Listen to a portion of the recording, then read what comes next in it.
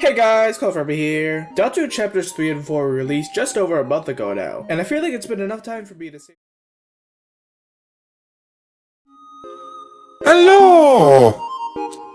Today I will react to this video on YouTube. The Hammer of Justice vs Master Oogway. Ruins. So today, let's take a look at who'd win in a fight, the Mentor of the Dragon or the Mentor of the Dragon Warrior. If you enjoyed the video, make sure to like and subscribe, as these take a ton of effort to make, and I make a lot of stuff like this on the channel. But before they start, I'm just gonna give you guys some context that you might wanna know. It's obviously a death battle video, so we will probably be dealing with lots of stupidity. 20s folks like to exaggerate and because the whole death battle communication doesn't like on boards where the god clubs have matched strength and defenses based on their destructive powers. This is where the tales well, not earlier or come from, but they apply those concepts to everything. The two laws of basics of that universe might be different. Also, they just construct concepts like order, alternate universes, not being the same as ours and to account in analyzed. You'll see a ton of it in this video, or still, they take things that face value and into demonstrate of a characteristic. When it makes no sense in context, we can tell that Paper Mario is apparently a multi-universal dummy dead because he stuck to the void a coming black hole three-dimensional threat, and yet things like Paper Mario must get me going except use the pure to destroy it. Let me put this into perspective if I'm analogy. You are in a room. In front of you is a door. You try to open it, but it's locked. You have three options. You can smash it open, you can pick up a item in the room, train you, or you can use the key that's conveniently in your pocket to open the door. Of course, I think the key will take the least amount of this hand for people, but according to the direct death letter Google, one of these three are exactly the same. Know if this is made, I'll get the video! Feel free to comment down below who you think is going to win and why, and feel free to drop suggestions for matchups down below or in my Discord. Of course, a quick spoiler warning for both these franchises. With that out of the way, seeing as how Deltoon is a bit more relevant right now, let's start with the Hammer of Justice. I need a hand, I am motherfucking Gerson Boom. The Hammer of Justice is the darker reincarnation of Gerson Boom, a deceased author of the world of Deltarune. When a monster dies, their body turns to dust, and said dust is buried with an important item, in this case, a hammer. But with the power of a dark fountain, a structure that creates a world in which inanimate objects come to life, Gerson's corpse was reborn as the old man in the church's dark world. While he may seem like a crazy old guy at first, after Susie finds the Justice Axe, he reveals that he still got that dog in him through his boss fight, revealing himself as the Hammer of Justice, not unlike his Undertale variant in his prime. Getting into his scaling, in terms of attack potency, he should scale above the Delta Warriors, as he's able to defeat Susie while being implied to be holding back, while Susie is explicitly going all out. Therefore, he should scale above characters that the Fun Gang had previously defeated. In particular, mini-bosses have feats consistently around the building level of AP, from feats like Rules Card's Thrash Machine attack exploding with 0.3 tons of TNT. Already we find a problem. You realize that an explosion would have killed the characters, right? So, the fact that the act only took 1 point of damage from the trash machine really puts this into question.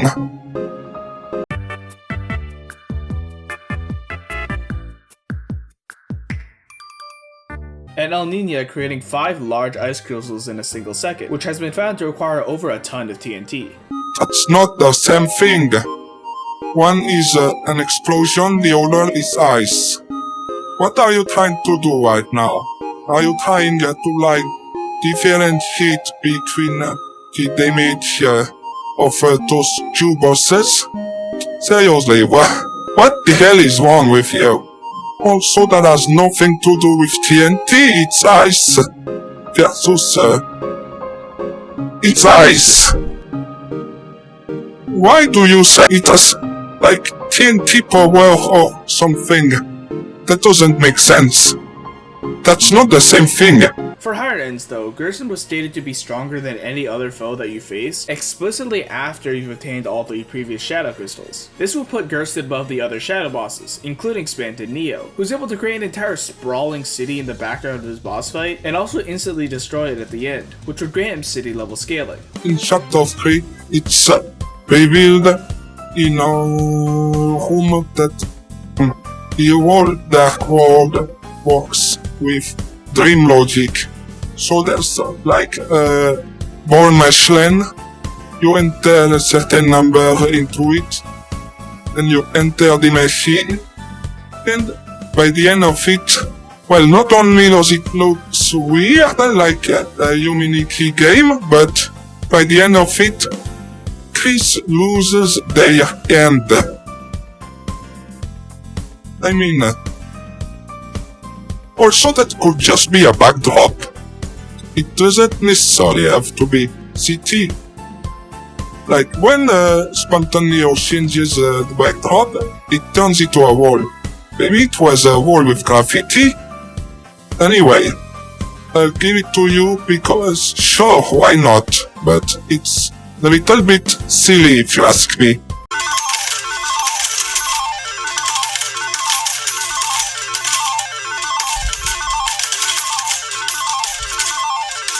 For the absolute highest ends though, we have to talk about dark fountains and creation scaling. Dark fountains in Deltarune are able to create massive pocket dimensions that are much bigger than the room that they inhabit. Anywhere from a massive city to a dimension with an entire starry sky, which takes on average almost 17 exaphone. Are we playing the same game? This is literally revealed by reality that it's just like the real world, except it's everything has turned alive. And I guess the main characters get shrunk down too, maybe? But like, it's not a pocket dimension. Chris is not creating a pocket dimension when they hit the floor with their knife. I don't know what you're going on with this, but it's just silly on the game. Enough energy to destroy multiple solar systems. This instance in Chapter 3 is especially interesting, as unlike the other fountains, which were made by the Knight, who is massively stronger than most other characters, this dimension was directly created by a dark fountain that Chris opened. However, it's a little unclear how exactly this process works, and whether it would scale to anyone's AP. There's also the ability for the soul to seal the dark fountain. The dark world can only exist if the light is like under sub-zero. So something that produces the light like the soul would obviously cause the whole dark world to cease existing. So it's not really as powerful as you make it think, as you think. I really do not understand what you're yapping about right now, because like I feel like you haven't played Undertale. I mean Deltarune, but you got all your information off Reddit, because like a true Redditor, you only talk with other birdlays. Which is notable because relative characters like King and Queen could tank Suze's Red Buster, which is amped by the power of the soul. However, it really just isn't clear if sealing the fountain and maintaining a dark world scales to destroying the entirety of a dark world, or if the soul's light scales to its sealing ability, especially since it seems to specifically counter darkness. You kind of get it, but now you are still not getting it completely, like... Again, a dark world is not a pocket dimension. I thought that's made very clear since day one, maybe since chapter 4 or 3. But this is not an entire fucking dimension that gets destroyed and reset back to nothing when the soul is used. And you keep insisting it is. Dude, you really need to play and the game, because I swear you have no fucking idea how this fucking world works. However, the most believable Dark Fountain scaling comes with the final boss of Chapter 4, the Titan, who is literally a living Dark Fountain whose power has gone out of control. For soul, the pants on fire. The Titan is not a dark fountain. The Titan is born from a dark fountain. And should therefore scale to the creation feats of said fountains. However, it's questionable if the shit squad scale to the Titan at all, since they're only able to do any meaningful damage by specifically targeting a weak spot once his shield is down, which is only achieved with an ability from the soul that specifically uses light to counter the darkness that makes up the Titan. At the same time though, they are able to tank his attacks, and while you could argue that the Titan spawn attacks don't scale to its full power, you can't really say the same for other attacks like the hands and the giant fucking laser. So it's a little tricky to determine if anyone scales to the Titan. Fair enough. And personally, I think there's too many contradictions to definitively scale anyone to it. Well, except for one character, the Hammer of Justice. In the final phase of the fight, when the Titan regenerates and all hope seems lost, with one casual toss of its hammer, the old man is able to badly damage the Titan shield, and with the help of the soul and Susie, can shatter it with a second hit. Therefore, due to being able to crack the Titan shield with raw power instead of any special darkness countering ability, Gerson would downscale for the Titan, making him at best multi-solar system level. Considering the Titan is contained within a room, I would say that would make Gerson, well, scale to room level, I guess. I don't know if that's a word you guys use, but certainly not multi-solar system. Besides that, well, the ring is a planetary threat. This is so maybe at best Gerson is planet level, I guess.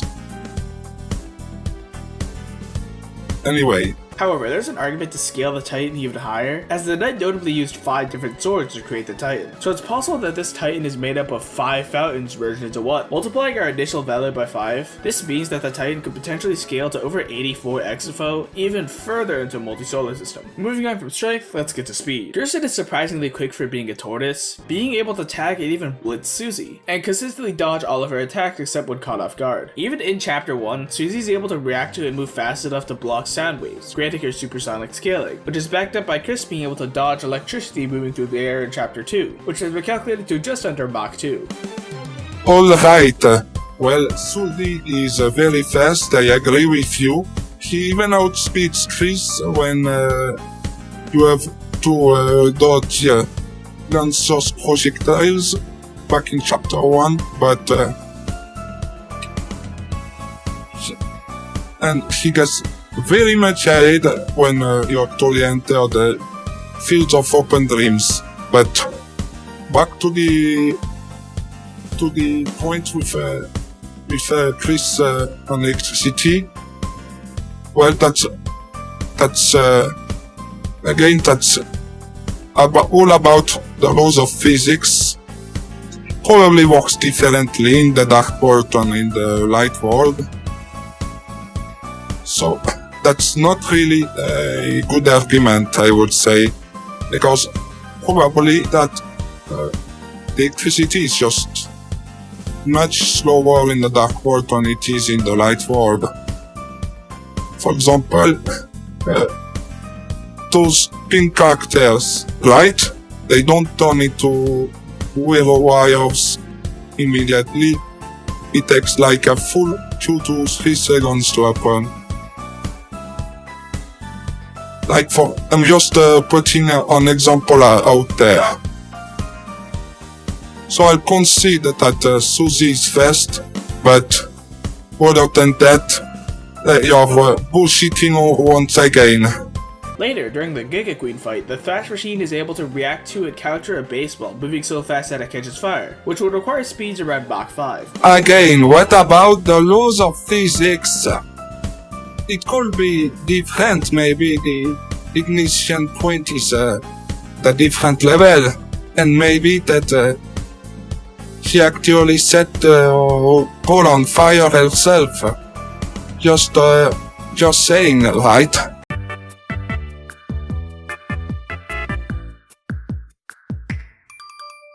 And while the heroes alleged don't scale to the Fax Machine in terms of physical strength, they should scale to its speed since they're physically piloting it. At best though, there are some attacks that Chris can dodge that can be considered to be light-based. The most explicitly light-based attack is from the Zapper enemy, whose beams are described to be lasers and also infrared, making them likely light speed. Comparing this to the Soul, it's been calculated that they would be moving at around 44% the speed of light, which is relativistic.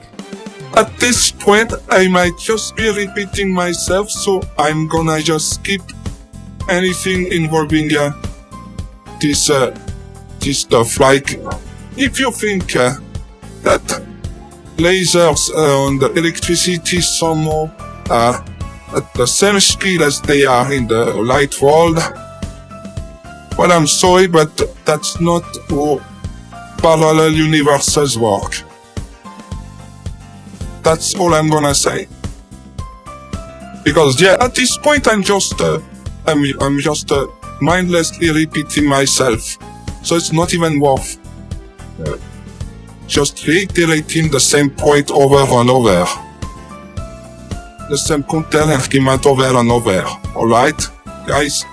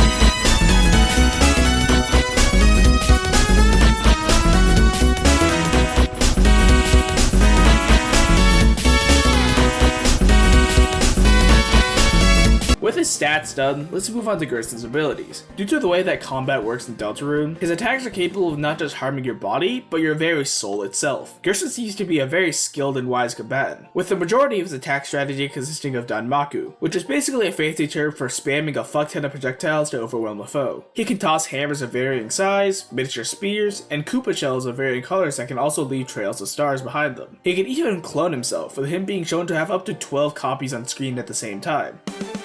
If Pokemon taught me anything, is that when someone moves very fast, well, they seem like they clone themselves. I'm not sure you know, but just saying, if you look up Double Team on Burbapedia, you go down to the anime section, you should see some examples. I honestly believe you could have used that to claim he can actually move at the speed of light. I don't understand how you people manage to blunder something like that, but then go with the most nitpicky, illogical points of view, like claiming that he moves fast because the soul can dodge electricity, which again may not be as fast as it would have been in real life, or even our real life. You get what I'm trying to say? And can heal himself and others with items in battle. He's also proficient in melee combat with his giant hammer, which is able to both fire energy projectiles and deflect them. However, potentially his most noteworthy ability is Green Soul mode, which causes a foe to be unable to dodge attacks, instead being forced to block them instead of moving out of the way, essentially immobilizing them. So overall, the Hammer of Justice would at worst be building to city level in AP, and at best would be multi-solar system level. And as for speed, he would be anywhere from hypersonic to relativistic. So how does that compare to the inventor of Kung Fu? Before we get to Oogway, I just want to quickly let y'all know that less than 2% of my viewers are subscribed, which is really low. So if you enjoy the stuff I make sure to like and subscribe. It's completely free and we're on the road to 11k, so I'd really appreciate it. If you want to support me further, feel free to follow me on my other socials or use code cometflamer in the Fortnite item shop. No! Anyway, on with the video. There are no accidents. Grandmaster Oogway, or just Oogway for short, is an elderly tortoise that is known across China for many things. He was the founder of the Valley of Peace, the master of the Jade Palace, and the inventor of Kung Fu. While he may seem past his prime, he is still respected by all of China, and is one of the strongest and most skilled Kung Fu masters and wielders of Qi in the franchise. Before I get into the rundown of Oogway though, I need to clear up what exactly I'll be using, as not only does Kung Fu Panda have its 4 movies, but also multiple TV shows. However, according to an interview with the co-director of Kung Fu Panda 4, the shows are not canon to the movies. So for this video, I will only be using the canon movies and their supplementary material. With that out of the way, let's get to the scaling. Now for most of the time he's on screen, Oogway doesn't really do much other than be wise, choose the Dragon Warrior, and then kill himself. There's pretty much only one main fight scene involving him, which is the amazing fight between him and Kai in the Spirit Realm at the start of the 3rd movie, where he's able to trade blows with him, block his attacks, and harm him with his Qi. Kai the Collector is a character that had previously absorbed the Qi of every single master in the Spirit Realm. This includes Tai Lung, who in the first movie in his Battle of Po was able to create a crater with over 1.3 tons of TNT of force, enough energy to destroy a building. Again with the TNT? Will you describe everything with TNT explosions or what? I'm not even trying to be mockful or whatever. Why can't you just say that he can punch all into the ground like that's at least that's easier to understand. Also, building level plus, he didn't destroy a single building. At least not on the clip you used. Maybe those. I haven't watched Kung Fu Panda in so long. So maybe those?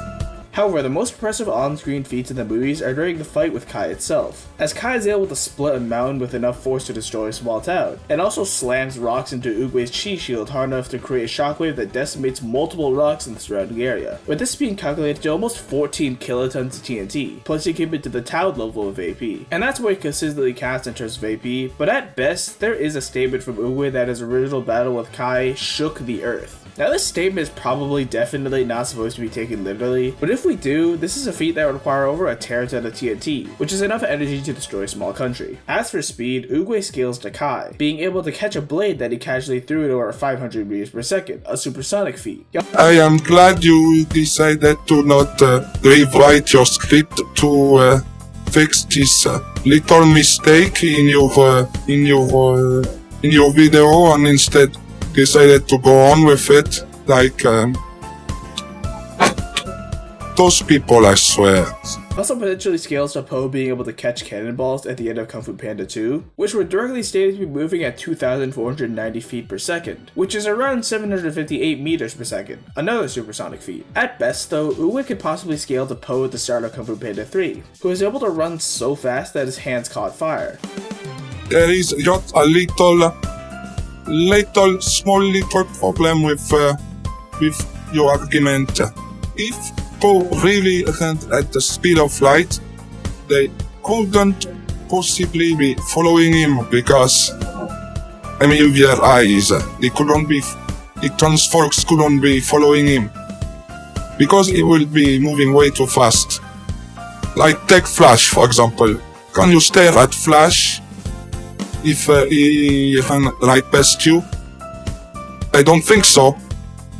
I think what's happening on this scene is that Po is using his Qi to I don't know why he's using it, but I guess he's using it because it just want to create a spectacle for the townsfolk.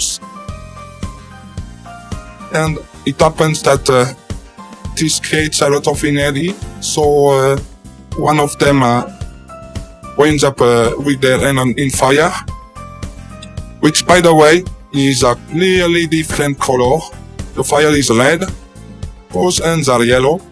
It's actually the same color that Oogway that the sheep from Oogway's type is making the exact same yellow.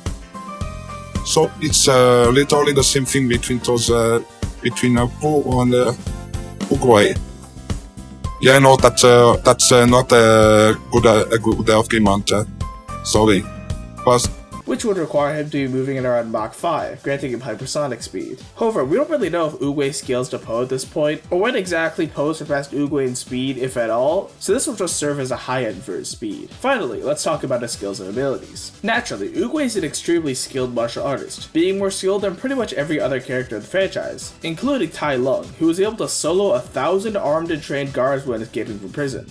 fair enough. He's over 1,000 years old and has been fighting for at least 500 years, and was once the general of an army, so it's safe to say he has a ton of experience as well. He also has knowledge and pressure points, being able to completely immobilize foes in just a couple touches. He can even kill people instantly with the whooshy finger hold. He's also implied to be able to see the future to some degree, but not really in a way that's applicable in a fight. He's even perceptive enough to be able to detect and catch an attack with his eyes closed. And with Chi, a spiritual energy that flows through all living things, he's able to amp his stats and heal himself and others. In terms of weapons, in his warrior days, he wielded a spear in combat, but after his passing, he wields a jade staff that allows him to create constructs with Chi. With this staff, he can create dragon projectiles, massive shields, and even the traditional Chinese symbol for Chi, but written backwards so his enemies can read it. How nice of him. Finally, we come to Oogway's potentially most important and complicated property. He's kinda dead. In Kung Fu Panda, when a Kung Fu master dies, they ascend to the spirit realm and become a spirit warrior. He doesn't become incorporeal or anything though, but is exempt from techniques that only work on mortals like the whooshy finger hold. But the most important question about spirit warriors we have to ask is whether they can even die at all. In Kung Fu Panda 3, both Kai and Po were able to escape the spirit realm using their chi,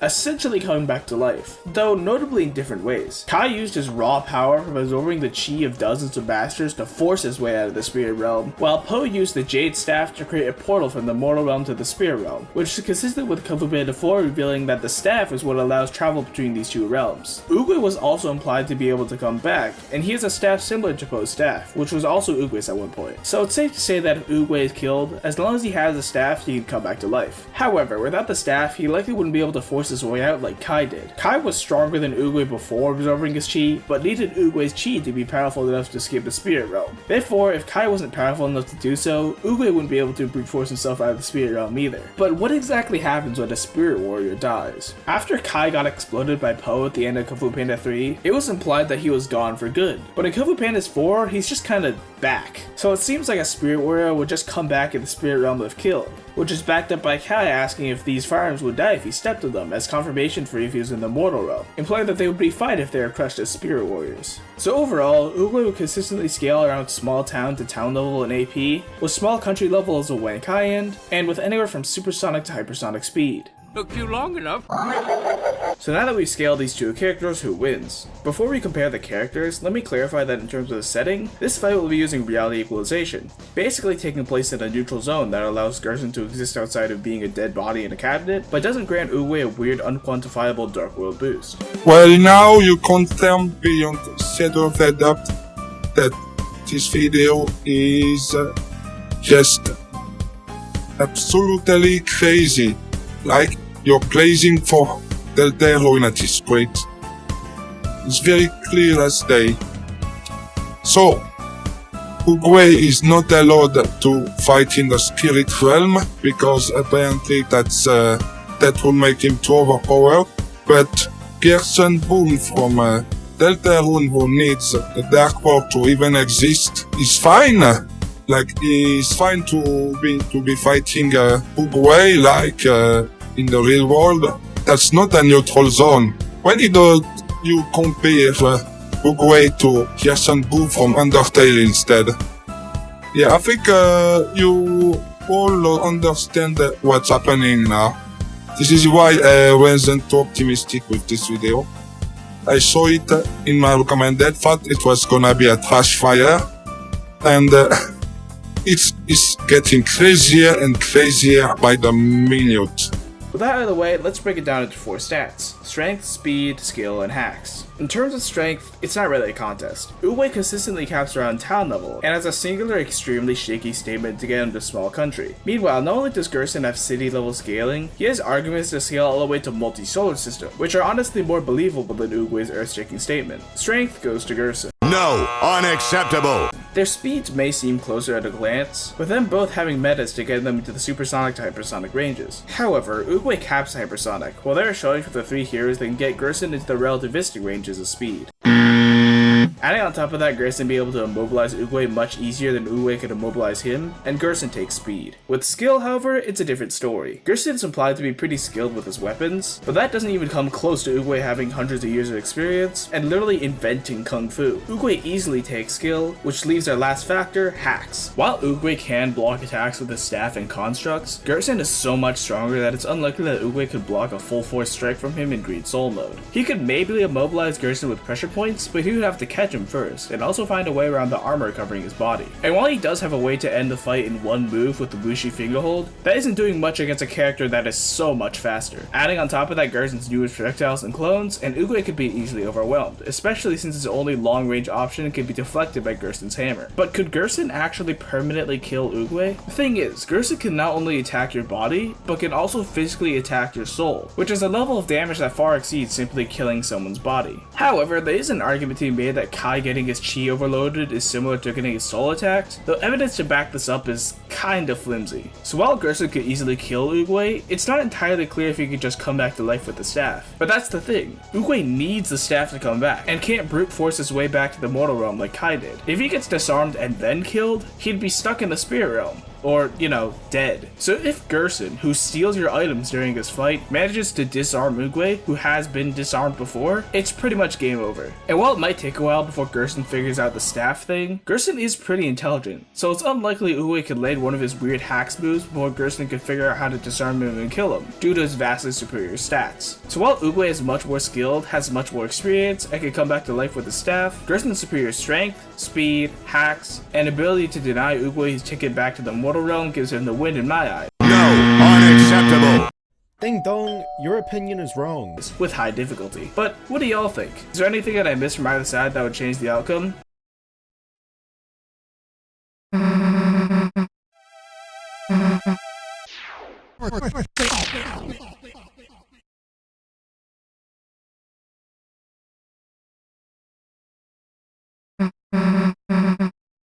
Make sure to like, subscribe, and comment if you enjoyed, and feel free to share your thoughts on this video or more matchup sessions in the comments or in my Discord. Remember to keep all discussions civil, and check out some of my other power scaling videos if you enjoyed this one. But that's all for me today. See ya!